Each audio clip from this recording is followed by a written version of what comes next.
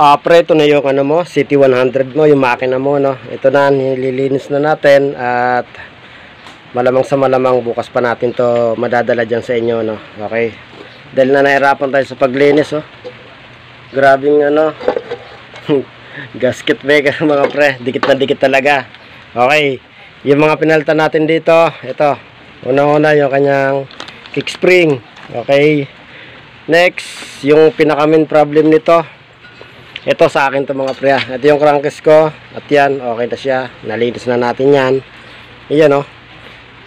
Yung sa drain, okay. Walang lost thread mga pre. Okay. Tapos yung sa kanya, ito yung luma niya. Ayan oh. Naputol yung sang stud. Ito, pinalitan ko na. Ayan oh. Yun. Tapos, oh, nakita yung sa drain plug, di ba? Ayan. Hindi na natin tinanggal. Kasi ito basag din oh. Buti na lang at meron pa tayong piyasa, no. Pangalawa, kaya pala madulas. Madulas na ano, no, i-kick tapos may nanamatak. Kung nakikita niyo mga pre, pudpod. Ayan pre, pudpod yung clutch sub, clutch wheel mo.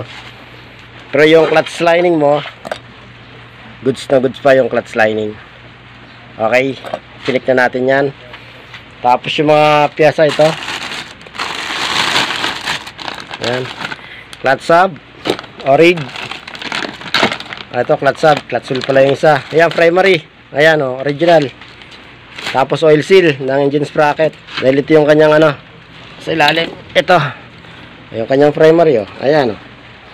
Nabalat na mga pre at natanggal na yung lagay ng ground. Ayan.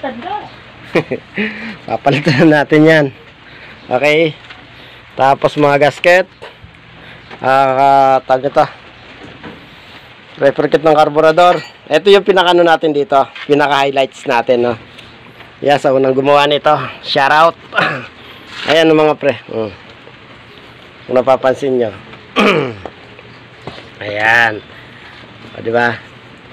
Ito yung exhaust. Ito yung intake, diba? O, tingnan nyo kung anong mapapansin natin. So, bali napansin natin, yung sa exhaust nya, dapat yung maliit na barbula. Tapos yung sa intake nya, malaking barbula. Ay, nandito yung nagkabaliktaran mga pre. O, kung mapapansin nyo, yan o. O, ito yung intake. Papuntang karburador.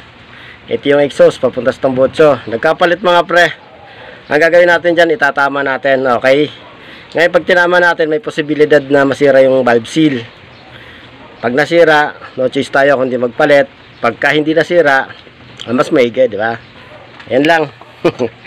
Nagkamali lang ng gawa siguro at hindi napansin. Ayan o. Ang mga tornilyo, iba't iba na rin. Ayan.